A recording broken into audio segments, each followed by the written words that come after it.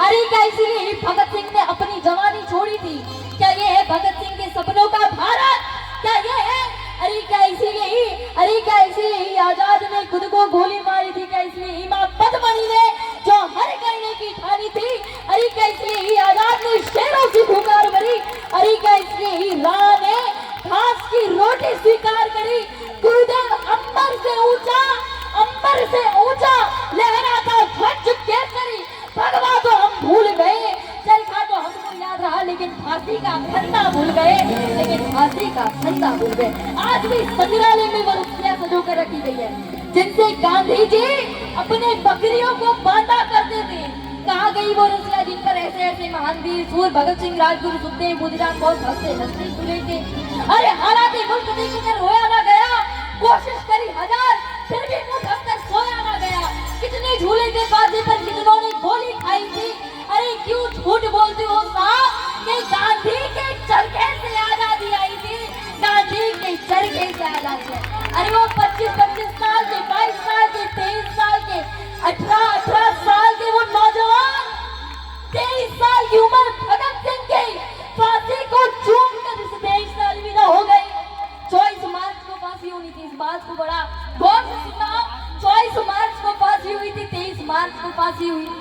Jailer ने कहा कि कल सुबह फांसी है। भगत सिंह सुबह के 4 बजे ना धोकर तैयार थे। जेलर ने पूछा आखिरी इच्छा? भगत सिंह ने कहा कि किताब के आखिरी 15 पन्ने बचे, ये पढ़ लूं, उसके बाद चलते हैं। 23 साल की उम्र भगत सिंह की कितनी उम्र थी? कितनी उम्र थी? 23 साल की उम्र में फांसी को चूम कर इस देश का अलविदा हो गया। और आज हमारा 23 साल का नौजवान ये कह रहा है कि मेरी गर्लफ्रेंड से ब्रेकअप हो गया, मेरी गर्लफ्रेंड से ब्रेकअप हो गया। अरे 22 साल की उम्र राजगुरु की, 22 साल की उम्र में फांसी को चूम कर इस देश का अलविदा हो गया। 22 साल का आज हमारा नौजवान लड़का आज हमारा 22 घंटे रील्स देखने में व्यस्त हो गया। 23 साल की उम्र सुखदेव की, 23 साल की उम्र में गुरुदेव फांसी को चूम कर इस देश से अलविदा हो गया। और आज हमारा 23 साल का लड़का ये कह रहा है कि मुझे टेंशन हो गया, स्ट्रेस हो गया, समाधान बताओ। अरे 18 साल की उम्र बुद्धिराम बोस की, जिन उम्र में बच्चों के पढ़ने की उम्र होती है, खेलने कूदने की उम्र होती है, उस उम्र में फांसी को चूम कर क्रांतिकारी से इस देश से अलविदा हो गया। और आज हमारा 18 साल का लड़का अपने चिल्लाते इस बात से लड़ रहा है कि मुझे आईफोन दिलाओ, न्यू लेटेस्ट वाला वरना बात नहीं करूंगा, साथ खाना नहीं खाऊंगा। अरे 25 साल की उम्र चंद्रशेखर आजाद की, 25 साल की उम्र में अपने सर पर गोली मारकर फिरंगियां टच ना हो नहीं पाई, अपने सर पर गोली मारकर इस देश से अलविदा हो गया। और आज हमारा 25 साल का नौजवान चैटिंग और चैटिंग में व्यस्त हो गया, चैटिंग और चैटिंग में व्यस्त। मेरे नौजवानों ये बात ध्यान देना, सुनो सुनो सुनो मेरे नौजवानों, ये बात ध्यान देना कि ना तो किसी के गोरे गाल पे मरो, ना किसी की मतवाली चाल पे मरो, ना किसी के लंबे बाल पे मरो। साहब मरना है तो अंजनी के लाल पे मरो, अंजनी के लाल पे मरो। क्योंकि मुगलों की छाती पर, अरे मुगलों की छाती पर हमने भगवा लहराया है। और कब्र से उठकर देख ले बाबर, मंदिर वही बनाया है। देख ले बाबर, मंदिर वही बनाया है। अभी जरा सा धीर धरो, अभी जरा सा धीर धरो, जमुना का पानी खोलेगा। अरे अभी तो राम भक्त डोला है, अभी तो राम भक्त डोला है। जहाँ जहाँ मंदिर, जहाँ जहाँ मस्जिद मिली और वहाँ मंदिर मिला तो वही मंदिर बनेगा। जोरदार ताली बजाओ हमारे गुरुदेव के लिए। और ये जितने मस्जिदों के नाम पे लैंड जिहाद तो चल रहा है ना, उसके लिए कानून पास हो चुका है। माननीय मोदी जी ने और हमारी जो बीजेपी सरकार जो आज हम हिंदूवाद की बात करते हैं, जहाँ काम चाहिए वहाँ काम जरूर दिया। मैं यहाँ से सभी राष्ट्रीय मांग का कार्यकर्ता है, हम बहुत कहते हैं उन नेताओं के लिए, बहुत कहते हैं उन नेताओं के लिए, तुमने गौ कानून नहीं बनाया, तुमको 15 साल हो गए तुम्हारी सरकार चलते चलते क्या तुमने राज्य राज्य गांव गांव से मांग की? नहीं। जब राज्य और गांव और क्षेत्र और बस्ती से मांग होगी तब माननीय मोदी जी को कोई तकलीफ नहीं होगी। जोरदार ताली बजाओ साहब।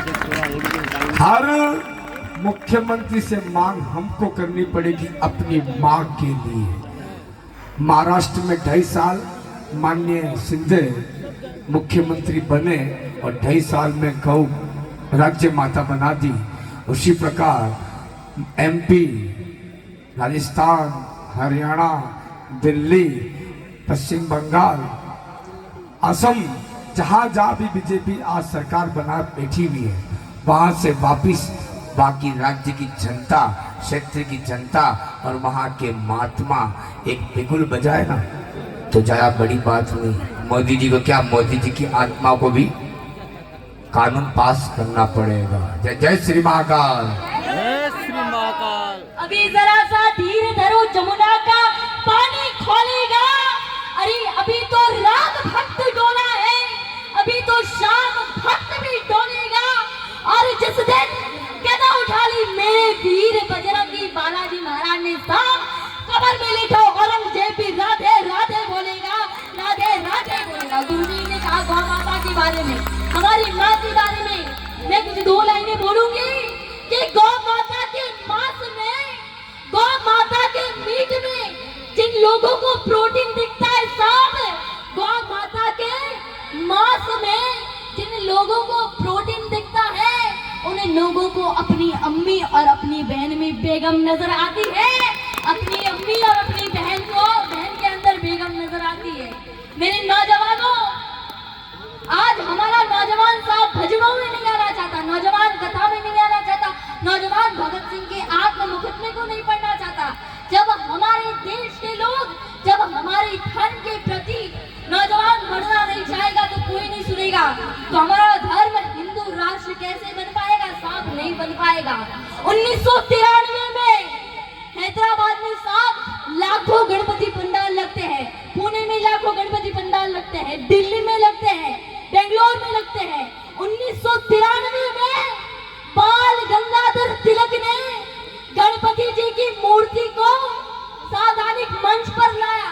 इसलिए लाया, नाच गाने करने के लिए, नाचने के लिए साहब, नाचने के लिए नहीं लाया था। उस दिन, उस समय हमारा देश अंग्रेजों की गुलामी में था।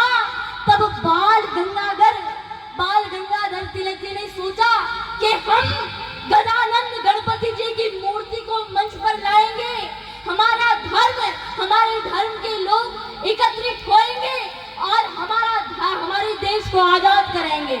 लेकिन आज हम हिंदुओं ने उसको क्या बना दिया? नाच गाना। हर टाइम हमें एंटरटेनमेंट चाहिए। महाशिवरात्रि आएगी, हिंदू केवल नाचेगा। मुझे नाचने से दिक्कत नहीं है, लेकिन जब कोई लोग हमारे धर्म को गाली देकर जा रहे हैं, नाच रहे हैं, जब हमारे धर्म को कोई दूसरे लोग ऊंच नीच बोलकर जा रहे हैं, हम नाच रहे हैं, हम जय जय श्री राम की जयकारे लगा रहे हैं। मंच पर भगवान की मूर्ति बैठी है और हम नीचे सब शराब पी रहे हैं, भांग पी रहे हैं। लोगों ने कहा कि भोले महाराज भांग पीते तो हम भी पिएंगे, ये तो प्रसाद है।